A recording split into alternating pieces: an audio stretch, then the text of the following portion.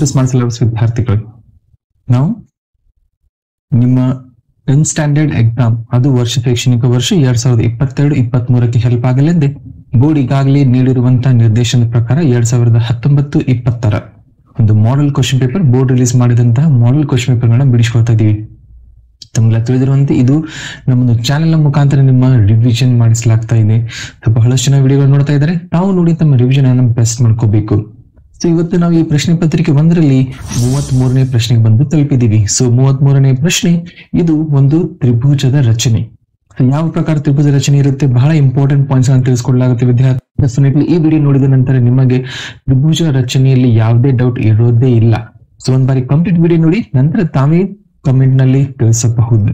So ಗಮನವಿಟ್ಟು ನೋಡಿ, 100% ನಿಮ್ಮ ತ್ರಿಭುಜದ ರಚನೆಯ ಎಲ್ಲಾ ಡೌಟ್ ಗಳು ಕ್ಲಿಯರ್ ಆಗುತ್ತೆ. ಓಕೆ, ಬನ್ನಿ ಈಗ ಈ 33ನೇ ಪ್ರಶ್ನೆ ಬಿಡಿಸ್ಕೊಂಡು ಸಿಂತ ಬಹಳಷ್ಟು ನಿಮ್ಮ ಚಾನಲ್ ಬರ್ತಾ ಇರ್ತೀವಿ. ಅದಕ್ಕೆ ಚಾನಲ್ ಸಬ್ಸ್ಕ್ರೈಬ್ ಮಾಡ್ಕೊಳ್ಳಿ, ಬೆಲ್ ಐಕಾನ್ ಒತ್ತಿ, ನಿಮ್ಮ ಫ್ರೆಂಡ್ಸ್ ಗೂ ವಿಡಿಯೋನ ಶೇರ್ ಮಾಡಿ. ಬನ್ನಿ ಈ 33ನೇ ಪ್ರಶ್ನೆ ಬಿಡಿಸಿಕೊಳ್ಳೋಣ.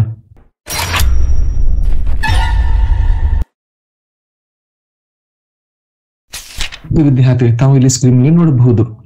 ಸೊ ಇದು 33ನೇ ಪ್ರಶ್ನೆ. ಸೊ ಏನಪ್ಪಾ ಪ್ರಶ್ನೆ ಎಂದರೆ, ಪಾದ ಅದು ಬಿಸಿ 8 ಸೆಂಟಿಮೀಟರ್ ಮತ್ತು ಅದರ ಎತ್ತರ 4 ಸೆಂಟಿಮೀಟರ್ ಇರುವ ಒಂದು ತಮ್ಮ ದ್ವಿಬಾಹು ತ್ರಿಭುಜದ ಎಬಿಸಿಯನ್ನು ರಚಿಸಿ ಅಂತ ಹೇಳಿ ಕೇಳಲಾಗಿದೆ. ಸೊ ಇಲ್ಲಿಗೆ ಒಂದು question, part of the question ಇಲ್ಲಿಗೆ ಕಂಪ್ಲೀಟ್ ಆಯ್ತು. ಸೊ ಇದೊಂದು ಪಾರ್ಟ್ ಆಫ್ ದ ಕ್ವಶನ್. ಮೊದಲಿಗೆ ಒಂದು ತ್ರಿಭುಜ ರಚಿಸಬೇಕು, ಅದರ ಪಾದ 8 ಸೆಂಟಿಮೀಟರ್ ಇರಬೇಕು, ಅದರ ಎತ್ತರ 4 ಸೆಂಟಿಮೀಟರ್ ಇರಬೇಕು. ನಂತರ ಏನ್ ಮಾಡ್ಬೇಕಪ್ಪ ಅಂದ್ರೆ, ಮತ್ತೊಂದು ತ್ರಿಭುಜವನ್ನು ಅದರ ಬಾಹುಗಳು ಎಬಿಸಿಯ ತಮ್ಮ ದ್ವಿಬಾಹು ತ್ರಿಭುಜದ ಅನುರೂಪ ಬಾಹುಗಳು 5/3. ಸೊ ಇಷ್ಟಿರುವಂತೆ ಇನ್ನೊಂದು ಸಮದ್ವಿಬಾಹು ತ್ರಿಭುಜವನ್ನು ರಚಿಸಬೇಕು. ಈ ಪ್ರಕಾರದ ವಿದ್ಯಾರ್ಥಿ ಇಲ್ಲಿ 2 ಪ್ರಕಾರದ ಒಂದು ಸಮಸ್ಯೆಗಳು ಬರಬಹುದು. ಮೊದಲಿಗೆ ಸಮಸ್ಯೆನ ಅರ್ಥ ಮಾಡ್ಕೊಳ್ಳೋಣ. ಏನು ಸಮಸ್ಯೆ? ಸೊ ಕೆಲವೊಂದು ಬಾರಿ ಏನ್ ಮಾಡ್ತಾರಪ್ಪ ಅಂತಂದ್ರೆ ವಿದ್ಯಾರ್ಥಿಗಳೇ, ಒಂದು ತ್ರಿಭುಜದ ಇಲ್ಲಿ ತಾವು ನೋಡಬಹುದು ಕೇವಲ ಪಾದ ಮತ್ತು ಎತ್ತರವನ್ನು ಮಾತ್ರ ನೀಡಲಾಗಿದೆ. ಇನ್ನು ಕೆಲವೊಂದು ಸಮಸ್ಯೆಗಳಲ್ಲಿ ಒಂದು ತ್ರಿಭುಜದ 3 ಬಾಹುವನ್ನು ಕೊಟ್ಬಿಡ್ತಾರೆ. ತಾವು ಈಸಿಯಾಗಿ ಅದನ್ನು ಡ್ರಾ ಮಾಡಬಹುದು. ನಂತರ ಇಲ್ಲಿ ಹೇಳಿದಂತ ಈ ಒಂದು ಭಾಗಲಬ್ಧ ಸಂಖ್ಯೆಯ ಪ್ರಕಾರ ಅಂದ್ರೆ ಇದರ ಅನುರೂಪ ಬಾಹುಗಳಷ್ಟು ನಾವು ರಚಿಸಬಹುದು. ಅದು ಒಂದು 2ನೇ ಟೈಪ್ ಕ್ವಶನ್.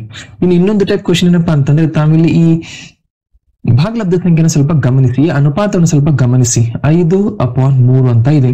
ಕೆಲವೊಂದ್ ಬಾರಿ ಏನಾಗ್ತದಪ್ಪ ಅಂತಂದ್ರೆ 3/5 ಅಂತ ಇರಬಹುದು. ಇದರ ಅರ್ಥ ಹೇಳುವ ಉದ್ದೇಶ, ಕೆಲವೊಂದ್ ಬಾರಿ ಈ ಛೇದ ಚಿಕ್ಕದಾಗುತ್ತೆ, ಈ ಸಮಸ್ಯೆಯಲ್ಲಿ ಇರುವಂತೆ ಕೆಲವೊಂದ್ ಬಾರಿ ಛೇದ ದೊಡ್ಡದಾಗಿರುತ್ತೆ. ಸೊ ಆವಾಗ ಯಾವ ಪ್ರಕಾರ ನಾವು ತ್ರಿಭುಜ ರಚಿಸಬೇಕು, ಅಷ್ಟು ಕೀ ಪಾಯಿಂಟ್ ನಮ್ಗೆ ತಿಳಿದಿದ್ರೆ ಸಾಕು, ನಾವು ತ್ರಿಭುಜವನ್ನ 100% ರಚನೆ ಮಾಡ್ಕೋಬಹುದು.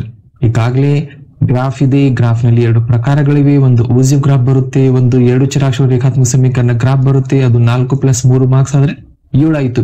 ನೆಕ್ಸ್ಟ್ ಇದೊಂದು ತ್ರಿಭುಜ. ಸೊ ತ್ರಿಭುಜ 100% 3 ಅಂಕಗಳಿಗೆ ಬರುವಂತ ಒಂದು ಪ್ರಶ್ನೆ. ಇದರ ಅರ್ಥ ಏನು, ಈ 3 ಸಮಸ್ಯೆಗಳನ್ನ ಬಿಡಿಸಿಕೊಳ್ಳೋದ್ರಿಂದ ತಮ್ಮ 10 ಮಾರ್ಕ್ಸ್ 100% ಗ್ಯಾರಂಟಿ ವಿದ್ಯಾರ್ಥಿಗಳೇ.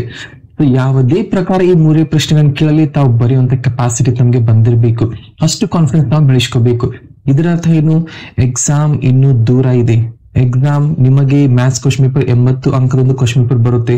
ಆದ್ರೆ ಒಂದು ವಿಷಯ ಏನ್ ಗೊತ್ತಾ, ನಿಮ್ಗೆ ಈಗಾಗಲೇ ಆ ಕ್ವಶನ್ ಪೇಪರ್ ನಲ್ಲಿರುವಂತಹ 10 ಅಂಕಗಳು ಬರ್ತಾ ಇವೆ. ಇದರ ಅರ್ಥ ತಾವು ಹೋಗುವಂತ ಎಕ್ಸಾಮ್ ಕೇವಲ 70 ಅಂಕಗಳದ್ದು, ನಾಟ್ ಫಾರ್ 80 ಮಾರ್ಕ್ಸ್. ಅಷ್ಟೊಂದು ಪರ್ಫೆಕ್ಟ್, ಅಷ್ಟೊಂದು ಕಾನ್ಫಿಡೆನ್ಸ್ ನಿಂದ ನೀವು ಈ ಸಮಸ್ಯೆನ ತಿಳ್ಕೊಬೇಕು. ನೋಡಿ ಸ್ಟಾರ್ಟ್ ಮಾಡೋಣ ಸಮಸ್ಯೆನ. ಜೊತೆಲೆಲ್ಲ ವಿಷಯ ಜೊತೆಗೆ ಇನ್ನು ಕೆಲವೊಂದು ವಿಷಯಗಳನ್ನ ಹೇಳ್ತಾ ಹೋಗ್ತೀನಿ, ಸ್ವಲ್ಪ ಗಮನವಿಟ್ಟು ನೋಡಿ. ಓಕೆ, ಮೊದಲಿಗೆ ಈ ಪಾದ 8 ಸೆಂಟಿಮೀಟರ್ ರಚಿಸಿಕೊಳ್ಳೋಣ. ಬನ್ನಿ ವಿದ್ಯಾರ್ಥಿಗಳು, ಪಾದ 8 ಸೆಂಟಿಮೀಟರ್ ಇರುವಂತೆ ಒಂದು ಸರಳ ರೇಖೆಯನ್ನ ರಚಿಸಿಕೊಳ್ಳಿ. ಎಕ್ಸಾಕ್ಟ್ ಆಗಿ 8 ಸೆಂಟಿಮೀಟರ್ ಇರಬೇಕು ಅಂದಾಗ ನಿಮ್ಗೆ ಆಕೃತಿ ಚೆನ್ನಾಗಿ ಬರುವುದು. ಓಕೆ, ಸೊ 0 ಪ್ರಾರಂಭ ಮಾಡಿ ಎಕ್ಸಾಕ್ಟ್ಲಿ 8 ಸೆಂಟಿಮೀಟರ್ ಒಂದು ಸರಳ ರೇಖೆ ರಚಿಸ್ಕೊಂಡ್ಬಿಡಿ. ಸೊ ಇದು 8 ಸೆಂಟಿಮೀಟರ್ ಒಂದು ಸರಳ ರೇಖೆ. ಓಕೆ, ಇದಕ್ಕೆ ನಾನ್ ಮಾಡೋಣಪ್ಪ ಅಂತಂದ್ರೆ ಇದಕ್ಕೆ ಬಿಸಿ ಅಂತ ಹೆಸರನ್ನ ನೀಡೋಣ. ಸೊ ದಿಸ್ ಇಸ್ ಬಿಸಿ. ಈಗ ಈ ತ್ರಿಭುಜ ಇಲ್ಲಿ 2 ಬಾಹುಗಳು ಬರುತ್ತವೆ. ಆ ತ್ರಿಭುಜಗಳು ಎಷ್ಟು ಎತ್ತರಕ್ಕೆ ಸೇರ್ತಪ್ಪ ಅಂತಂದ್ರೆ, ಇದರ ಅರ್ಥ ಆ ತ್ರಿಭುಜದ ಬಾಹುಗಳು ಎಷ್ಟು ಎತ್ತರದಲ್ಲಿ ಕೊಡುತ್ತವೆ. ಇದರ ಅರ್ಥ ಅವು ಈ ಪಾದದಿಂದ 4 ಸೆಂಟಿಮೀಟರ್ ಎತ್ತರ ಅಂದಾಗ ನಾವೇನ್ ಮಾಡ್ಬೇಕು, ಇದರ ಸೆಂಟರ್ ಪಾಯಿಂಟ್ ನಿಂದ 4 ಸೆಂಟಿಮೀಟರ್ ಎತ್ತರ ರೇಖೆನ ಎಳ್ಕೋಬೇಕು. ಆದ್ರೆ ಇಲ್ಲಿ ಒಂದು ಪ್ರಾಬ್ಲಮ್, ಕೆಲವೊಂದ್ ಬಾರಿ ಅದು ಸರಿಯಾಗ್ಲಿಲ್ಲಪ್ಪ ಅಂತಂದ್ರೆ ಡೈರೆಕ್ಟ್ ಆಗಿ ನಾವು ಸ್ಕೇಲ್ ಯೂಸ್ ಮಾಡ್ಕೊಂಡ್ಬಿಟ್ಟು ಅದನ್ನ ಡ್ರಾ ಮಾಡಿದ್ರೆ ಅಷ್ಟೊಂದು ಸರಿ ಆಗೋದಿಲ್ಲ. ಆವಾಗ ನಾವೇನ್ ಮಾಡ್ಬೇಕು, ಅದನ್ನ ರಚನೆ ಮಾಡ್ಕೋಬೇಕು. ಹೇಗಂತೀರಾ, ಈಗಾಗಲೇ ತಮ್ಗೆಲ್ಲ ತಿಳಿದಿರುವಂತೆ ಈ 7th ಸ್ಟ್ಯಾಂಡರ್ಡ್ ನಲ್ಲಿ ಒಂದು ಲಂಬದ ರಚನೆ ಈಗಾಗಲೇ ತಾವೆಲ್ಲ ತಿಳ್ಕೊಂಡಿದ್ದೀರಾ. ಬಂತು ನೋಡಿ, ಅದರದೇ ಕೆಲಸ ಈಗ. ಈ ಲಂಬವನ್ನು ರಚನೆ ಮಾಡುವಂತ ಐಡಿಯಾ ತಮ್ಗೆ ದೊರೆತಿದ್ರೆ ಈಸಿಯಾಗಿ ತಾವಿಲ್ಲಿ ರಚನೆ ಮಾಡ್ಕೋಬಹುದು. ಲಂಬವನ್ನು ರಚನೆ ಮಾಡ್ಬೇಕಾದ್ರೆ ಈ ರೀತಿ ಕೈವಾರ ಬಳಸಿ ಸಿ ಬಿಂದು ಮೇಲೆ ಇಟ್ಬಿಟ್ಟು ಈ ಪೆನ್ಸಿಲ್ ಅನ್ನ ಅರ್ಧಕ್ಕಿಂತ ಹೆಚ್ಚು ಈ ರೀತಿ ಇಟ್ಕೊಂಡ್ಬಿಡಿ. ನೆಕ್ಸ್ಟ್ ಈ ರೀತಿ ಮೇಲೊಂದು ಕಂಸ, ನೆಕ್ಸ್ಟ್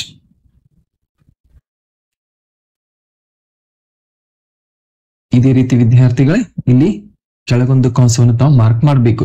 ಅದೇ ಪ್ರಕಾರ ಈ ತ್ರಿಜ್ಯ ಚೇಂಜ್ ಮಾಡದೆ ಈ ಬಿ ಮೇಲೆ ಇಟ್ಬಿಟ್ಟು ಇದರ ಬಿ ಬಿಂದು ಮೇಲೆ ಇಟ್ಬಿಟ್ಟು ಮೇಲೊಂದು ಕಂಸ, ನೆಕ್ಸ್ಟ್ ಈ ರೀತಿ ಕೆಳಗೊಂದು ಕಂಸವನ್ನ ಎಳೆದ್ ಬಿಡಿ. ಇದೆಲ್ಲ ಯಾವ ರೀತಿ ಇದನ್ನ ವಿಭಾಗಿಸಬೇಕು. ನಂತರ ಸ್ಕೇಲ್ ಯೂಸ್ ಮಾಡ್ಬಿಟ್ಟು ತಾಳ್ ಮಾಡಿ ಈ ಬಿಂದು ನೆಕ್ಸ್ಟ್ ಈ ಬಿಂದು ಎರಡು ಬಿಂದುಗಳನ್ನ ಸೇರಿಕೊಂಡ್ಬಿಡಿ. ಅದು ಸ್ವಲ್ಪ ಗಮನ ಇಟ್ಟು ನೋಡಿ. ನಮಗೆ ಬೇಕಾದಂತ ಎತ್ತರ, ಇದು ನಮಗೆ ಅವಶ್ಯಕತೆ ಇಲ್ಲ. ಸೊ ನಾವ್ ಮಾಡೋಣ, ಇದನ್ನ ಜಸ್ಟ್ ಹಾಗೆ ಡಾಟ್ ಡಾಟ್ ಎಳೆದ್ ಬಿಡೋಣ. ಇದನ್ನ ತಾವು ರಚನೆ ಮಾಡಲಿಲ್ಲ ಅಂದ್ರೂ ಸಹ ಸರಿನೇ. ಸೊ ಜಸ್ಟ್ ಈ ಒಂದು ಭಾಗ ತಾವು ಮಾಡ್ಕೊಂಡ್ಬಿಡಿ. ಇದೆಲ್ಲ ವಿದ್ಯಾರ್ಥಿಗಳೇ ಈಗ ನಮಗೆ ಈ ತ್ರಿಭುಜದ ಎತ್ತರ ದೊರೆಯಿತು. ಸೊ ಇದನ್ನ ನಾವು ಎ ಅಂತ ಗುರುತಿಸ್ಕೊಳ್ಳೋಣ. ಈಗ ಬಿ ಮತ್ತು ಸಿ ಗಳಿಂದ ಇದನ್ನ ಸೇರಿಸ್ಕೊಂಡ್ಬಿಡೋಣ. ಸೊ ಎ ಇಂದ ಸಿ ವರೆಗೆ ಒಂದು ಸರಳ ರೇಖೆ, ಅದೇ ಪ್ರಕಾರ ಬಿ ಇಂದ ಎ ವರೆಗೆ ಒಂದು ಸರಳ ರೇಖೆ. ಇದು ನಮಗೆ ಬೇಕಾದಂತಹ ಒಂದು ಸಮದ್ವಿಬಾಹು ತ್ರಿಭುಜ ನೋಡಿ ವಿದ್ಯಾರ್ಥಿಗಳು. ಬರೀತಲ್ಲ ತ್ರಿಭುಜ. ಈಗ ಈ ತ್ರಿಭುಜಕ್ಕೆ ಸಂಬಂಧಪಟ್ಟಂತೆ ನಾವು ಇಲ್ಲಿ 5/3 ಇರುವಂತೆ, ಅಂದ್ರೆ ಈ ಅನುರೂಪ ಬಾಹುಗಳು 5/3 ಇರುವಂತೆ ರಚಿಸಬೇಕು. ಅದಕ್ಕೆ ನಾವೇನ್ ಮಾಡ್ಬೇಕು, ಮತ್ತೆ ವಿದ್ಯಾರ್ಥಿಗಳೇ ಇಲ್ಲಿ ಸ್ಕೇಲ್ ಅನ್ನು ಉಪಯೋಗಿಸ್ಕೊಂಡ್ಬಿಟ್ಟು ಈ ಬಿಸಿ ಬಾಹುಗೆ ಈ ರೀತಿ ಒಂದು ನಿರ್ದಿಷ್ಟವಾದಂತ ಕೋನದ ಅಳತೆಯನ್ನು ಅವಶ್ಯಕತೆ ಇಲ್ಲ. ಸೊ ತಾವು ಇಷ್ಟು ತೆಗೆದುಕೋಬಹುದು, ಇಷ್ಟು ಅಥವಾ ಇಷ್ಟು. ನನ್ನ ಪ್ರಕಾರ ಬಹಳ ದೊಡ್ಡ ಕೋನ ತೆಗೆದುಕೋಬೇಡಿ ಹಾಗೂ ಬಹಳ ಚಿಕ್ಕವನ್ನು ಕೋನವನ್ನು ತೆಗೆದುಕೋಬೇಡಿ. ಸ್ವಲ್ಪ ಹೆಚ್ಚು ಕಡಿಮೆ ಮೀಡಿಯಂ ಆಗಿರ್ಲಿ. ಈ ರೀತಿ ಒಂದು ಲೈನ್ ಅನ್ನ ಇಲ್ಲಿ ಎಳೆದುಕೊಂಡ್ಬಿಡಿ. ಇದೆಲ್ಲ ವಿದ್ಯಾರ್ಥಿಗಳು ಈಗ ಬರುತ್ತೆ ಇಂಪಾರ್ಟೆಂಟ್ ಪಾಯಿಂಟ್. ಏನು, ಕೆಲವೊಂದು ಬಾರಿ ಎಷ್ಟೋ ವಿದ್ಯಾರ್ಥಿಗಳಿಗೆ ಕನ್ಫ್ಯೂಷನ್ಸ್ ಆಗುತ್ತೆ. ಏನು, ಇಲ್ಲಿ 5/3 ಅಂತ ಇದೆ. ಹಾಗಾದ್ರೆ ಈ ಒಂದು ಭಾಗದಲ್ಲಿ ನಾವು ಎಷ್ಟು ಭಾಗಗಳನ್ನ ಮಾಡಬೇಕು? ವಿದ್ಯಾರ್ಥಿ ಒಂದು ಮಾತು ನೆನಪಿಟ್ಕೊಳ್ಳಿ, ಇದು 5/3 ಆಗಿರಲಿ ಅಥವಾ 3/5 ಆಗಿರಲಿ, ಎರಡು ಅಂಶ ಮತ್ತು ಛೇದಗಳಲ್ಲಿ ಯಾವುದು ಸಂಖ್ಯೆ ದೊಡ್ಡದಾಗಿರುತ್ತೆ ಅಷ್ಟು ಸಮಭಾಗಗಳನ್ನಾಗಲಿ ಮಾಡ್ಕೋಬೇಕು. ದೊಡ್ಡ ಸಂಖ್ಯೆ ಎಷ್ಟೇ ಸಮಭಾಗಗಳು. ಈಗ ಇಲ್ಲಿ 5/3 5 ದೊಡ್ಡದು, ಇದರ ಅರ್ಥ ನಾವಿಲ್ಲಿ 5 ಸಮಭಾಗಗಳನ್ನಾಗಿ ಮಾಡ್ಕೋಬೇಕು. ಸೊ ಅದಕ್ಕೇನ್ ಮಾಡಿ, ಈ ರೀತಿ ಸ್ಕೇಲ್ ಮತ್ತು ರೌಂಡರ್ ಅನ್ನು ಬಳಸ್ಕೊಂಡ್ಬಿಟ್ಟು ಹೆಚ್ಚು ಕಡಿಮೆ ಅಂದಾಜಾಗಿ. ಓಕೆ ವಿದ್ಯಾರ್ಥಿಗಳೇ, ಈಗ ಒಂದು ಚಿಕ್ಕ ಕಂಸವನ್ನು ಹಾಕೊಂಡು, ಎಷ್ಟು ಕಂಸಗಳನ್ನ ಹಾಕ್ಬೇಕು? 5 ಕಂಸಗಳು. ಸೊ ಸ್ವಲ್ಪ ಹೆಚ್ಚು ಕಡಿಮೆ ಒಂದು ತಾವು ಗಮನದಲ್ಲಿ ಇಟ್ಕೋಬೇಕು. ಇದೇನು ಲೈನ್ ಇದೆಯಲ್ಲ, ಇದನ್ನ ಕ್ರಾಸ್ ಮಾಡದೇ ಇದ್ರೆ ಒಳ್ಳೆಯದು, ಮಾಡಿದ್ರೆ ನೋ ಪ್ರಾಬ್ಲಮ್, ಮಾಡದೇ ಇದ್ರೆ ಒಳ್ಳೆಯದು. ಅದಕ್ಕೆ ಸ್ವಲ್ಪ ಚಿಕ್ಕ ಕಂಸವನ್ನು ತೆಗೆದುಕೊಂಡ್ಬಿಡ್ತೀನಿ. ಸೊ 1, ನೆಕ್ಸ್ಟ್ ಇದು 2, ನೆಕ್ಸ್ಟ್ ಇದು 3, ನೆಕ್ಸ್ಟ್ 4 ಹಾಗೂ ಇದು 5. ಈ ರೀತಿ 5 ಕಂಸಗಳನ್ನ ಮೊದಲಿಗೆ ಡ್ರಾ ಮಾಡ್ಕೊಂಡ್ಬಿಡಿ. ಈಗ ಯಾವ ರೇಖೆಗೆ ಸಿ ಬಿಂದುವಿನಿಂದ ಸೇರಿಸಬೇಕು, ಇದು ಎಷ್ಟೋ ವಿದ್ಯಾರ್ಥಿಗಳಿಗೆ ಇನ್ನೂ ಕನ್ಫ್ಯೂಷನ್ ಇರುತ್ತೆ. ಅದಕ್ಕೆ ಟೈಮ್ ಮಾಡಿ ಈ ಸಿ ಬಿಂದುವಿನ ಯಾವಾಗ ನೆನಪಿಟ್ಕೊಳ್ಳಿ ವಿದ್ಯಾರ್ಥಿಗಳೇ, ಛೇದದಲ್ಲಿರುವಂತ ಈ ಸಂಖ್ಯೆಗೆ ತಾವು ಇಲ್ಲಿ ಲೈನ್ ಅನ್ನ ಸೇರಿಸ್ಕೋಬೇಕು. ನೆನಪಿಟ್ಕೊಳ್ಳಿ, ಛೇದದಲ್ಲಿರುವಂತ ಸಂಖ್ಯೆಗೆ. ಈಗ ಛೇದದಲ್ಲಿ 3 ಅಂತ ಇದೆ. ಅದಕ್ಕೆ ನಾನ್ ಮಾಡೋಣ, ಈಗ ನೋಡಿ 1 2 3. ಸೊ ಇದು B1, ಇದು B2, ಇದು B3, ನೆಕ್ಸ್ಟ್ ಇದು B4, ನೆಕ್ಸ್ಟ್ ಇದು B5. ಇದರ ಅರ್ಥ B3 ಗೆ ಇಲ್ಲಿ ಸೇರಿಸಬೇಕು. ನೆನ್ಪಿಟ್ಕೊಂಡು ಮತ್ತೆ ಹೇಳ್ತಾ ಇದ್ದೀನಿ, ಛೇದದಲ್ಲಿರೋ ಸಂಖ್ಯೆಗೆ ಇದನ್ನು ಸೇರಿಸ್ಕೋಬೇಕು. ದೊಡ್ಡ ಸಂಖ್ಯೆ ಇರುವಷ್ಟು ಕಂಸಗಳು ಮಾಡ್ಕೋಬೇಕು, ಛೇದದಲ್ಲಿರುವಂತಹ ಸಂಖ್ಯೆಗೆ ಸೇರಿಸಬೇಕು. ಸೊ ಈಗ ನಾವು ಈ ಸಿ ಬಿಂದುವಿನಿಂದ ಈ ಛೇದದಲ್ಲಿರುವಂತಹ 3ನೇ ಬಿಂದು ಅಂದ್ರೆ B3 ಗೆ ಇದನ್ನ ಸೇರಿಸ್ಕೋಣ. ಇದೆಲ್ಲ ಇದು ಇಂಪಾರ್ಟೆಂಟ್ ಪಾಯಿಂಟ್ ನೋಡಿ. ಇಷ್ಟಾದ್ಮೇಲೆ ಇದಕ್ಕೆ ನಾವು ಒಂದು ಪ್ಯಾರಲಲ್ ಲೈನ್, ಒಂದು ಸಮಾಂತರ ರೇಖೆಯನ್ನು ಎಳೆಯಬೇಕು. ಹೇಗೆ ಎಳೆಯಬೇಕು? ಇಲ್ಲಿ ಈ ರೌಂಡರ್ ನ ಇಟ್ಬಿಟ್ಟು ಇದರ ಮುಖಾಂತರ ತಾವು ಮಾಡಿ ಒಂದು ಕಂಸವನ್ನ ಈ ರೀತಿ ಎಳೆಯಿರಿ ವಿದ್ಯಾರ್ಥಿಗಳೇ. ಸೊ ಇದು ಕಂಸವನ್ನು ಎಳೆಯಿರಿ. ನೆಕ್ಸ್ಟ್ ಈಗ ನೋಡಿ, ಇದು 5ನೇ ಬಿಂದು ಹೌದಲ್ಲ, ಇಲ್ಲಿಟ್ಟು ಈಗ ಇನ್ನೊಂದು ಕಂಸವನ್ನ ಎಳೆಯಿರಿ. ಈಗ ಈ ಕಂಸ ಈ ರೇಖೆಯಿಂದ ಈ ರೇಖೆಗೆ ಎಷ್ಟು ಅಗಲವಾಗಿದೆ ಅದನ್ನ ಅಳತೆ ಮಾಡ್ಕೊಳ್ಳಿ. ಈ ಪ್ರಕಾರ ಅಳತೆ ಸಿಕ್ತಲ್ಲ, ಅದೇ ಅಳತೆಯನ್ನ ಇಲ್ಲಿ ನೋಡಿ. ಸೊ ಅಳತೆ ಸಿಕ್ತು.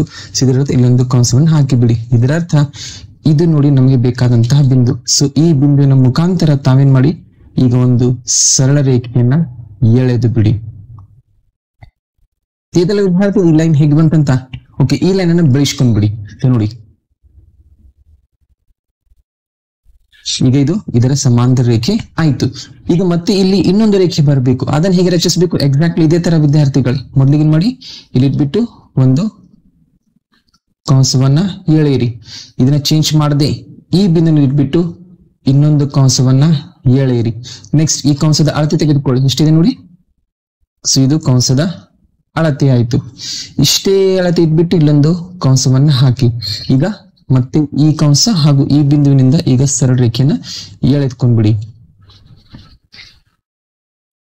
ಇದೇ ರೀತಿ ನೋಡಿ ವಿದ್ಯಾರ್ಥಿಗಳು ಇದೆಲ್ಲ ಈಗ ಇದು ಒಂದು ತ್ರಿಭುಜಕ್ಕೆ ಸೇರಿಸಬೇಕು ಆದ್ರೆ ಇಲ್ಲಿ ರೇಖೆ ಇಲ್ಲ ಅದಕ್ಕಾಗಿ ಏನ್ ಮಾಡಿ ಈ ರೇಖೆಯಲ್ಲಿ ಬೆಳೆಸ್ಕೊಳ್ಳಿ ಇದು ನೋಡಿ ನಮಗೆ ಬೇಕಾದಂತ ಒಂದು ಸಮರೂಪ ತ್ರಿಭುಜ ಸೊ ಬಿ ಇದು ಎ ಇದೆ ಇದನ್ನ ಎ ಡ್ಯಾಶ್ ಅಂತ ಬರೆದುಕೊಳ್ಳಿ ಇಲ್ಲಿ ಸಿ ಇದೆ ಇದನ್ನ ಸಿ ಡ್ಯಾಶ್ ಅಂತ ಬರೆದುಕೊಳ್ಳಿ ಸೊ ಇಲ್ಲಿ ಪಾದದ ಉದ್ದ ಇದು 8 ಸೆಂಟಿಮೀಟರ್ ಆಗಿದೆ ಎತ್ತರ 4 ಸೆಂಟಿಮೀಟರ್ ಆಗಿದೆ ನಮಗೆ ಬೇಕಾದಂತ ತ್ರಿಭುಜ A dash B C dash so ಅದನ್ನ ಇಲ್ಲಿ ಒಂದು ಲೈನ್ ನಲ್ಲಿ ಬರ್ಕೊಂಡ್ಬಿಡಿ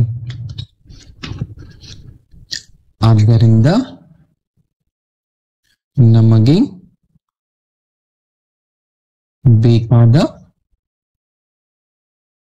ತ್ರಿಭುಜ ಅದು A dash B C dash ಇಷ್ಟು ಬರ್ದ್ಬಿಟ್ರೆ ಸಾಕು ವಿದ್ಯಾರ್ಥಿ ಇದೆಲ್ಲ ಒಂದು ಸಿಂಪಲ್ ಆದಂತ ಪ್ರಶ್ನೆ ಸೊ ಈ ರೀತಿ ಈ ಪ್ರಶ್ನೆ 100% ಬಂದೇ ಬರುತ್ತೆ ಒಂದೇನು 5.3 ಆಗಿರ್ಬಹುದು ಅಥವಾ 3.5 ಸೊ ಯಾವುದೇ ಇರಲಿ ದೊಡ್ಡ ಸಂಖ್ಯೆ ಇರುವಷ್ಟು ನಾವಿಲ್ಲಿ ಭಾಗಗಳನ್ನ ಮಾಡ್ಕೋಬೇಕು ಇದು ಒಂದು ಇಂಪಾರ್ಟೆಂಟ್ ಪಾಯಿಂಟ್ ಎರಡನೇ ಇಂಪಾರ್ಟೆಂಟ್ ಪಾಯಿಂಟ್ ಛೇದದಲ್ಲಿ ಎಷ್ಟು ಸಂಖ್ಯೆ ಇರುತ್ತೆ ಈ ಕೊನೆಯ ಬಿಂದುವಿನಿಂದ ಅಲ್ಲಿಗೆ ಸೇರಿಸಬೇಕು ಛೇದದಲ್ಲಿ ದೊಡ್ಡ ಸಂಖ್ಯೆ ಇದ್ದರೆ ತ್ರಿಭುಜ ಒಳಗೆ ಬರುತ್ತೆ ಛೇದದಲ್ಲಿ ಚಿಕ್ಕ ಸಂಖ್ಯೆ ಇದ್ರೆ ಸಮರೂಪ ತ್ರಿಭುಜ ಒರಿಜಿನಲ್ ತ್ರಿಭುಜನ ಹೊರಗೆ ಬರುತ್ತೆ ಇದೊಂದು ಬೇಸಿಕ್ ಕಡೆ ಅದಕ್ಕೆ ಹೇಳ್ತಾ ಇದೀನಿ ಕಂಪ್ಲೀಟ್ ವಿಡಿಯೋ ನೋಡಿದ್ರೆ ಈ ಒಂದು ಪಾಯಿಂಟ್ಸ್ ನಮಗೆ ಕ್ಲಿಯರ್ ಆಗುತ್ತೆ ಸೊ ಇದರೊಂದಿಗೆ ಏನ್ ಮಾಡೋಣ ಈ ವಿಡಿಯೋನ ಇಲ್ಲೇ ಏನ್ ಮಾಡೋಣ ಮುಂದೆ ಇನ್ನು ಗ್ರಾಫ್ ಬರ್ತಾ ಇದೆ ಗ್ರಾಫ್ ನಲ್ಲಿ ಸಹ ಇಂಪಾರ್ಟೆಂಟ್ ಪಾಯಿಂಟ್ಸ್ ಅಂತ ತಿಳಿಸ್ಕೊಡಲಾಗುತ್ತೆ ವಿದ್ಯಾರ್ಥಿಗಳು ಅದಕ್ಕಾಗಿ ಅದನ್ನು ನಾವು ಚೆನ್ನಾಗಿ ತಿಳಿದುಕೊಳ್ಳಲೇಬೇಕು ಓಕೆ ಸೊ ಮತ್ತೆ ಭೇಟಿಯಾಗೋಣ ಮುಂದಿನ ವಿಡಿಯೋದಲ್ಲಿ ಅಲ್ಲಿವರೆಗೆ ವಿಡಿಯೋಗಳನ್ನ ಶೇರ್ ಮಾಡ್ತಾ ಇರಿ ನಿಮ್ಮ ಫ್ರೆಂಡ್ಸ್ ಜೊತೆ ಓಕೆ ಮತ್ತೆ ಭೇಟಿಯಾಗೋಣ ಮುಂದಿನ ವಿಡಿಯೋದಲ್ಲಿ ಅಲ್ಲಿವರೆಗೆ ಚೆನ್ನಾಗಿ ಓದಿ